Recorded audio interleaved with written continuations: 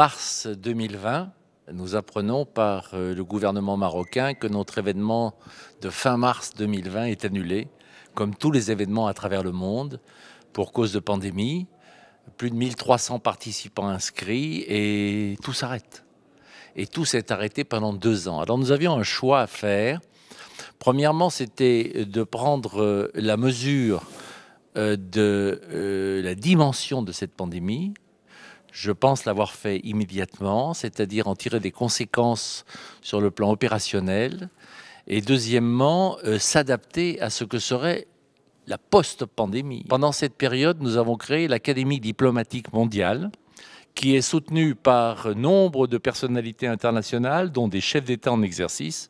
Et cette académie a pour but de restaurer le dialogue entre États, c'est-à-dire d'y instaurer une dimension humaine, de respect, d'acceptation de l'autre, qui fasse qu'on ne soit pas d'abord en position de juger ce que fait l'autre chez lui, mais qu'on commence par s'intéresser à ses propres intérêts pour ensuite peut-être converser sur des valeurs que l'on considère comme essentielles pour être mises en œuvre dans les États.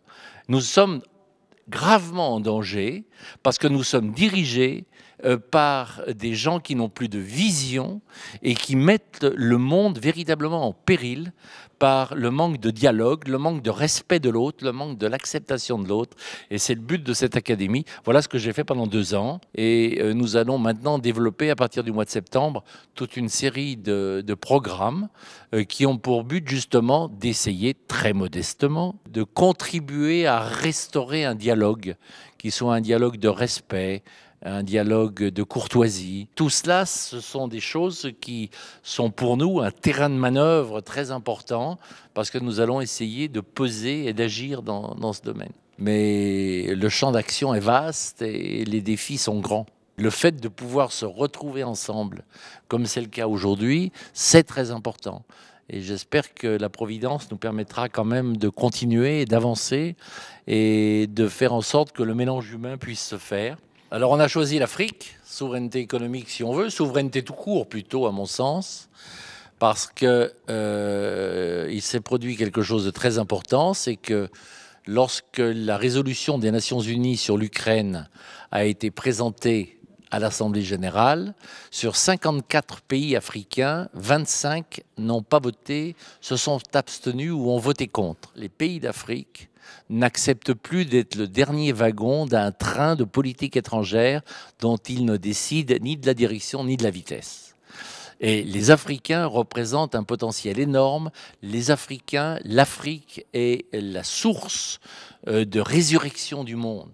Et il est temps que le peuple se mette véritablement aux commandes et puisse véritablement faire passer ses valeurs et ses recherches de valeurs à travers ceux qu'il dirige. On s'aperçoit d'ailleurs que ce n'est pas toujours très positif, mais on s'aperçoit que ça bouge. Nous sommes en train de préparer tout un programme d'action déjà pour la fin 2022 et puis ensuite pour 2023. Et le champ d'action est très large. Et je m'aperçois que la vraie valeur de mon organisation depuis 35 ans, c'est en fait trouvée cristallisée et valorisée par le fait qu'elle s'arrête. Et on a aujourd'hui beaucoup de demandes, beaucoup de sollicitations, parce que les gouvernements comme les entreprises veulent rattraper le temps perdu. Et c'est dans cette voie qu'on va aller.